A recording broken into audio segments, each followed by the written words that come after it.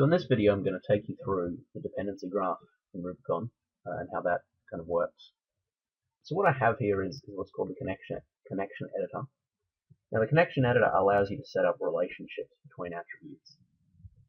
Now Rubicon requires that you plug in attributes of the same type, so you can't plug in a length attribute to a weight attribute, for example, because that kind of doesn't make sense.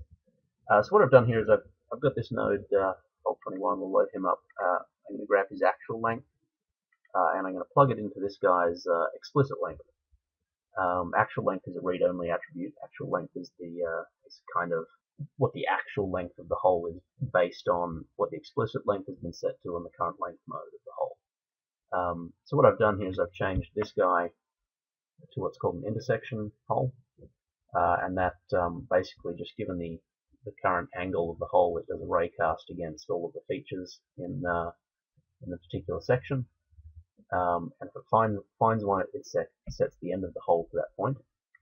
So you can see that as I drag this around this other hole in the middle here, which has the explicit length being driven by the actual length of this hole, you can see that sort of changes as this guy moves around and performs the raycast against the same. Now if we drag this guy again, if we sort of pull that wall in, you can see this guy shrinking as well. So you can see kind of here we've got the shape of this feature is changing, which in turn is triggering the actual length, which is what's called a compute attribute in Rubicon. It triggers that to be dirty. Now because that particular node is visible, it then tries to render.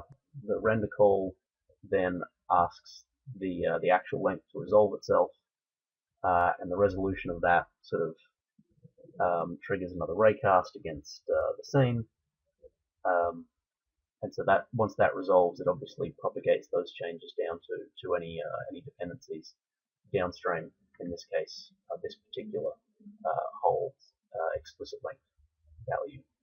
So it's got kind of this quite rich dependency graph being evaluated in Rubicon. We can do other sort of really simple things like we can just grab this guy's collar length and just sort of plug that into the collar length of other holes. So if we grab this guy now, as we move his collar around, you can kind of see the collar length changing now. Now this is a two-way thing as well. I can grab this guy's collar and move it, so it doesn't matter sort of that we have this guy's collar length plug into this one.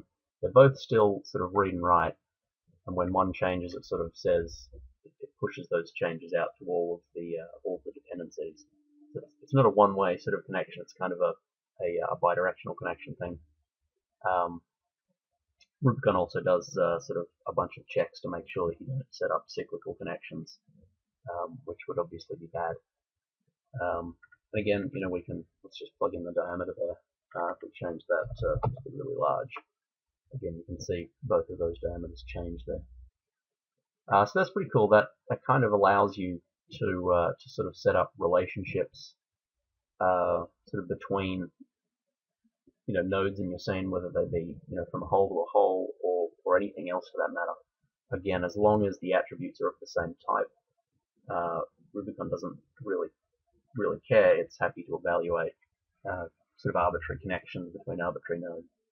So that's a brief overview of how the dependency graph works in Rubicon.